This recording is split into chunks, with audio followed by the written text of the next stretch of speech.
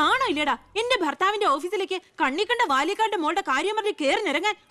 ഏട്ടന്റെ തൊലി ഉരിഞ്ഞു പോയി. അതേന്ന് എന്തായാലും ഉരിഞ്ഞ തൊലി കളയണ്ട, ലെതറിന് പകരം ഉപയോഗിക്കാം. ചെരുപ്പുണ്ടാക്കാൻ കണ്ടാമറത്തിന്റെ തൊലി തേയില്ലടി. ദേ ഇനി മേലിൽ ഓരോന്ന് പറഞ്ഞ് ഗോപിയേട്ടന്റെ ഓഫീസിലേക്ക് കേറി ചെല്ല്, അപ്പൊ കാണാം. നിനക്ക് സ്ത്രീധനം കൊടുത്ത കാശ് കൊണ്ട് സ്ഥാപിച്ച അല്ല കളക്ടറേറ്റ്. അവിടെ പല ആവശ്യങ്ങൾക്കായിട്ട് പലരും വരും. ജനങ്ങളുടെ കാര്യങ്ങൾ നോക്കി നടത്തുന്ന വെറും ഒരു പബ്ലിക് സർവന്റാ നിന്റെ കളക്ടർ. ആ സേവനത്തിന് ജനങ്ങളിൽ നിന്ന് തന്നെ കരം പിരിച്ചെടുത്ത് മാസം മാസം സർക്കാർ ശമ്പളമായിട്ട് നൽകുന്നുണ്ട്. പിന്നെ ഞാൻ അവിടെ ചെന്നാലെന്താ എന്നെ പിടിച്ച് മൂക്കി കയറ്റു? എന്താ ഇവിടെ ഒരു ശബ്ദം? കോട്ടപ്പുറത്ത് താമസിക്കുന്ന കാമുകിക്ക് കുടിവെള്ളമില്ലെന്ന് കാമുകന്റെ വേവലാതിയാ. മിനറൽ വാട്ടർ കുളിക്കുന്ന നിങ്ങൾക്കൊന്നും കുടിവെള്ളത്തിന്റെ വില മനസ്സിലാവില്ല. കണ്ടില്ലേച്ചാ, വാലിക്കാരിയുടെ മകളെ പറ്റി പറഞ്ഞനാ ഇത്ര ചൊടിപ്പ്. അതെങ്ങനെയാ? മൊട്ടേന്ന് വിരിയുന്നതിന് മുമ്പ് എഴുത്തു കൊടുത്തവനല്ലേ നീ? ഈ കണക്കിന് അവളെയും കെട്ടി നീ ഈ കുടുംബത്തിൽ കയറി വരില്ലെന്ന് എന്തോ ഉറപ്പ്? ഒരു ഉറപ്പില്ല, സംഭവിക്കാം. നിന്നോടൊരു കാര്യം പറയാനിരിക്കായിരുന്നു. കോട്ടപ്പുറം കോള കമ്പനിയുടെ കാര്യത്തിൽ നീ ഇടപെടണ്ട. ഇടപെടാതിരിക്കാം. ആ കമ്പനി അവിടെ നിന്ന് മാറ്റി സ്ഥാപിക്കണം. പുതിയ പ്ലാന്റിന്റെ ഉദ്ഘാടനം നടക്കാനും പാടില്ല. നിന്നെ പോലുള്ള പേട്ട് രാഷ്ട്രീയക്കാരും പ്രതിപക്ഷവും ഒന്നിച്ചിടപെട്ടാ പോലും പുതിയ പ്ലാന്റിന്റെ ഉദ്ഘാടനം ഞാൻ നടത്തും. ചന്ദനക്കാട്ടിൽ ബാലഗംഗാധര മേനോന്റെ മകനാണ് ഈ ഞാനെങ്കിൽ ആ ഉദ്ഘാടനം നടക്കില്ല. നിനക്കൊരു ചുക്കും ചെയ്യാനൊക്കെടാ.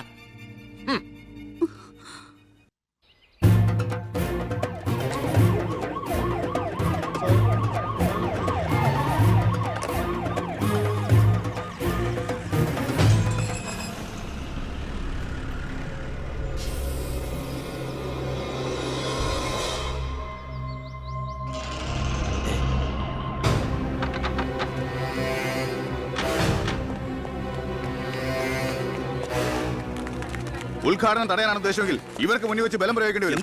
എന്താ പ്രശ്നം? ഉണ്ണി, ഈ ഉദ്ഘാടനം മുടക്കരുത്. ഞാനല്ലല്ലോ മുടക്കുന്നത്, കോടതിയല്ലേ. Excuse me.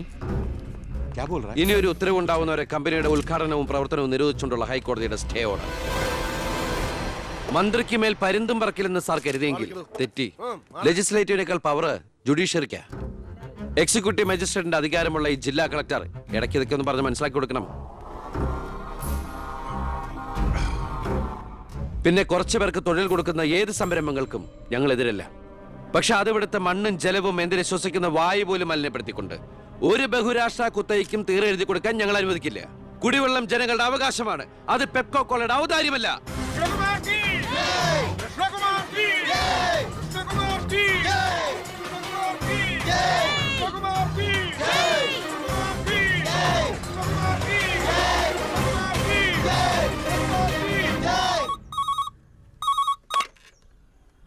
ഹലോ ഹലോ, ഞാൻ ഷാരിയ. എന്തൊക്കെയുണ്ട്? എങ്ങനെയുണ്ട്? ഇപ്പൊ എവിടെയുണ്ട്? സ്കൂളിൽ നിന്നാ. എന്തെങ്കിലും പ്രശ്നം? ഒരു ചെറിയ പ്രശ്നമുണ്ട്. ഒരു കാര്യം പറയാനായിട്ട് എങ്ങനെ പറയണ്ടേന്നറിയില്ല. ഒന്ന് നേരിട്ട് കാണാൻ പറ്റുമോ? നേരിട്ട് കാണാൻ പറ്റുമെന്നോ? എപ്പ കണ്ടെന്ന് ചോദിച്ചാ പോരെ? 4 മണിക്ക് സ്കൂൾ വരെ ഒന്ന്. ഓ, ഞാനും കാണാൻ കാത്തിരിക്കല്ലേ.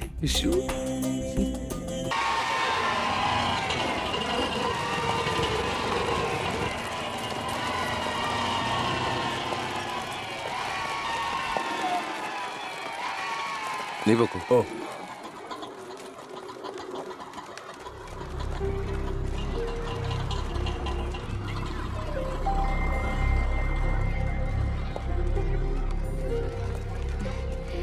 ഞാൻ ഇങ്ങോട്ട് വിളിച്ചത് ബുദ്ധിമുട്ടായോ? ശാരി എന്നെ ഏത് പാതാളത്തിലേക്ക് വിളിച്ചാലും എനിക്ക് വരാൻ ഒരു ബുദ്ധിമുട്ടില്ല. അല്ല, ഇതിനൊക്കെ ബുദ്ധിമുട്ടില്ലേ പിന്നെ എന്തിനാ ബുദ്ധിമുട്ട്? എന്താ പറയാനൊരു ബുദ്ധിമുട്ട്?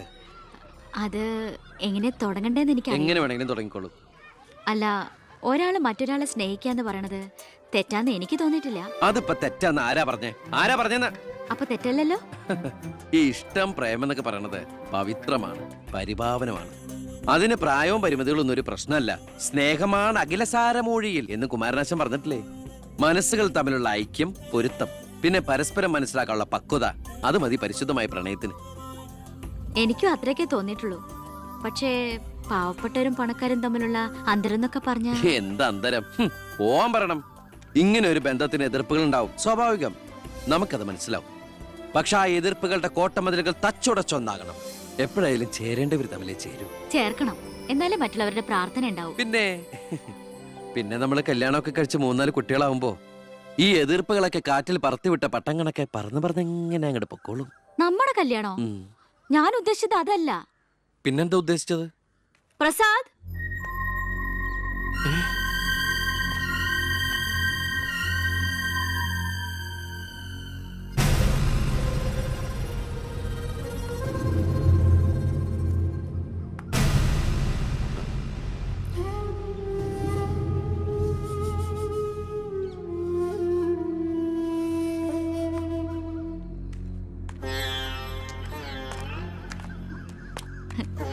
ഇത് പ്രസാദ്, ഈ സ്കൂളിലെ മാഷാ. ഹലോ. ഇവക്ക് ഭയങ്കര പേടിയായിരുന്നു. ഏട്ടന്റെ നല്ല മനസ്സാണ്, പറഞ്ഞാ മനസ്സിലാവുന്നൊക്കെ ഞാനാ പറഞ്ഞത്. ഇപ്പൊ സന്തോഷായില്ലേ? മീനൂട്ടി, എന്താ ഇത്? എന്നാലും നീ സുഹൃത്തുക്കളായിരുന്നു, പിന്നീട് അടുത്തുപോയി. പിരിയാൻ പറ്റണില്ല. ഒരുപക്ഷെ ഏട്ടൻ അറിഞ്ഞിട്ടുണ്ടാവില്ല വീട്ടിൽ എനിക്കൊരു കല്യാണാലോചന നടക്കുന്ന കാര്യം. ഏതാണ്ട് ഉറപ്പിച്ച പോലെ അച്ഛൻ IAS IPS വീട്ടിൽ നിറയ്ക്കാനുള്ള ശ്രമത്തില. പക്ഷെ എന്റെ ഇഷ്ടം അറിയാൻ ആർക്കും താല്പര്യമില്ല. ചോദിച്ചിട്ടില്ല ഒരു വാക്ക് പോലും ആരും.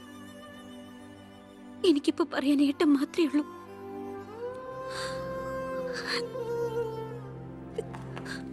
തെറ്റായിട്ട് പറയല്ല. മന്ത്രിയുടെ മകൾ, കോടീശ്വരി, നല്ല വിദ്യാഭ്യാസം, സുന്ദരി. ആർക്കും മോഹം ഉണ്ടാവും. ഞാൻ അറിഞ്ഞിരുന്നില്ല മന്ത്രിയുടെ മകളാണെന്നൊന്നും. ഒരുപക്ഷെ എൻ്റെ ക്യാരക്ടർ അറിയാവുന്നതുകൊണ്ടാവാം മീനു അത് മാത്രം എന്നിൽ നിന്ന് മറച്ചു വെച്ചത്. എൻ്റെ ആഗ്രഹങ്ങൾക്ക് ഞാൻ എന്നൊരു പരിധി വെച്ചിരുന്നു. വീട്ടിലാരൊക്കെയുണ്ട്? അച്ഛൻ, അമ്മ, പെങ്ങമാർ. അവരുടെയൊക്കെ ഏക പ്രതീക്ഷയും അത്താണിയും ഞാൻ തന്നെയാണ്. MPhilന്റെ റിസൾട്ട് വന്നാൽ എനിക്ക് ഏതെങ്കിലും ഒരു മാനേജ്മെന്റ് കോളേജിൽ ലെക്ചർ പോസ്റ്റ് ഉറപ്പാണ്. അത് കഴിഞ്ഞ് കൃഷ്ണകുമാറിനെ കാണണമെന്ന് വിചാരിച്ചിരിക്കുകയായിരുന്നു ഞാൻ. ശക്തമായ എതിർപ്പുകൾ ഉണ്ടാവും. അതിനൊക്കെ തരണം ചെയ്യാനുള്ള തൻ്റെ അവിടെ ഉണ്ടോ? ഉണ്ട്. എങ്കിൽ ഞാൻ കൂടെ ഉണ്ടാവും.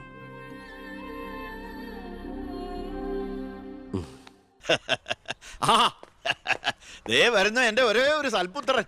നാട് ഭരിക്കുന്ന മന്ത്രിയൊക്കെ നാട് ഭരിച്ചാലല്ലേ തിരക്കറിയാൻ പറ്റും. അല്ല, ഞാൻ മോനെയാണ് ഉദ്ദേശിച്ചത്. നേരെ അടുക്കളയോട്ട് പോവാന്നോ? ഇവിടെ നടക്കുന്ന ചടങ്ങ് എന്താണെന്ന് മനസ്സിലായോ? മീനൂട്ടിയുടെ കല്യാണം ഉറപ്പിക്കുക. ഓ, അത് ശരി. ഞാനും വിചാരിച്ചു എന്താണ് ഇവിടെ ASP ആയിട്ട് ഒരു ബിസിനസ് എന്ന്. എന്നിട്ട് കച്ചവടം ഉറപ്പിച്ചോ? ഇപ്പൊ ഉറപ്പിക്കും. Hello, I am Harindran from Singapore. ഏയ്, ഒരു ആ, മിനിറ്റ്. ഇനി ഹരീന്ദ്ര സാർ ഇരിക്കുക. അല്ല, ചുമ്മാ കയറി നിൽക്കണ്ടല്ലോ. ഈ കല്യാണം നടക്കില്ല.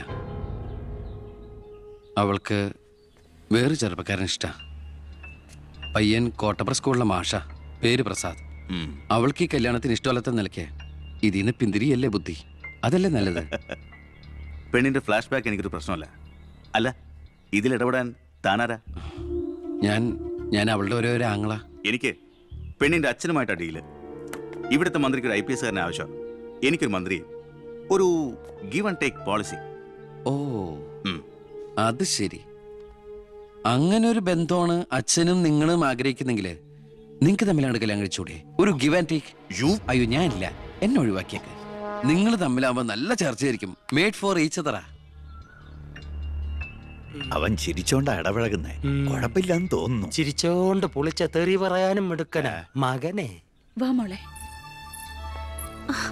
നമ്മൾ എന്തായാലും ഈ കല്യാണം നടത്താൻ പോണില്ല. പിന്നെ എന്തിനാ വേഷം കിട്ടില്ല? മോളാത്തേക്ക് അച്ഛന്റെ വെറും നേരം പൊക്കളല്ലേ ഇതൊക്കെ. ചുമ്മാരിയമ്മേ. ആ, അപ്പൊ ഇറങ്ങല്ലേ. അവിടെ ASP മോൻ പോവാൻ ധൃതി കാണിക്കണു. ചെല്ലെ. നീ ഞങ്ങളെ അവമാനിക്കാൻ മനഃപൂർവ്വം കച്ചകെട്ടി ഇറങ്ങിയിരിക്കണോ? അങ്ങനെയാണെങ്കിൽ അങ്ങനെ.